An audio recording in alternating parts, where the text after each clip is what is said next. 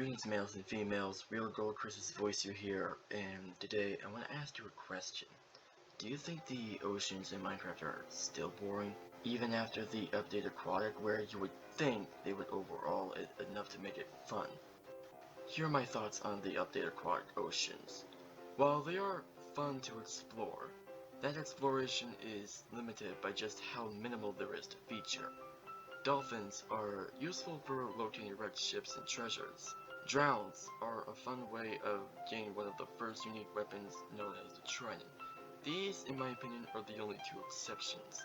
But is that enough for ocean content to make it, overhauled? In this video, I made a pretty interesting, possibly original Minecraft mob concept for the oceans, though take it with a grain of salt whether this is even original or not. Now, as some people know about that Minecraft 2017 mob boat, the one that featured the Barnacle, known as the monster of the ocean depths, or as I'm just going to refer to it, the Barnacle, was a mob, believe it or not, I actually wanted to pick because the idea sounded cool, plus fit the oceans nicely considering at the time before the update, oceans were barren. Unfortunately, it was the first eliminated. Reality is often disappointing. As I said in the video, oceans are lacking. So for my choice, I chose a design a bit similar to the Phantom as they are like manta rays. So I went for a similar design, but make it more original and actually fun. The Splatter, the name of these red manta ray mobs, are hostile aquatic entities that will spawn in any oceans, with the cold oceans being the exception. Around the same rarity as an ocean ruin, the splatter's approach when above water, like if you were on a boat, is it would leap out of the water in an attempt to splatter directly on you, hence the name, either going one of three ways. It can either land on you and deal a bit of damage while diving back into the water, which, by the way, you won't be knocked back. 2.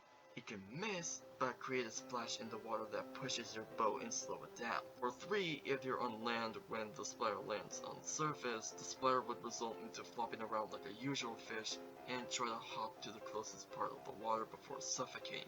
On the idea of the splatter slowing your boat down even when missing, I think this is a neat feature as it gives more reason to, instead of ignoring it so you can find a million gold bars because gold is the best, actually fight it head on as there could potentially come more splatters and mess up your day. Potentially. It's not something common as, again, it's around the same rarity of an ocean ruin.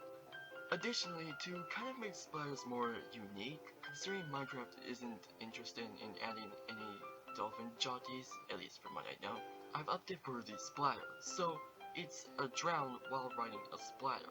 Quite possibly be nightmare fuel, especially with the chance that I could wield a trident. So, yeah, good luck to all the people with boats trying to escape this aquatic duo. But unfortunately for the splatter, since they are born to attack above surface with their splatter attack, they cannot really attack while you are submerged in the water. Rather, the splatter would instead swim around like they mean no harm. But don't think you can utilize this as an upper advantage, as trying to get too close to the splatter to intentionally attack will result in the splatter swimming away. And splatters are fairly hasty against tridents, so it ain't a simple task to defeat the splatter. As for the easier but riskier maneuver, it's more based on timing your attack like the Phantom, but hey, if you have the impaling enchant, you can easily kill it, giving the enchant some more purpose. Doing so will reward you with its scales.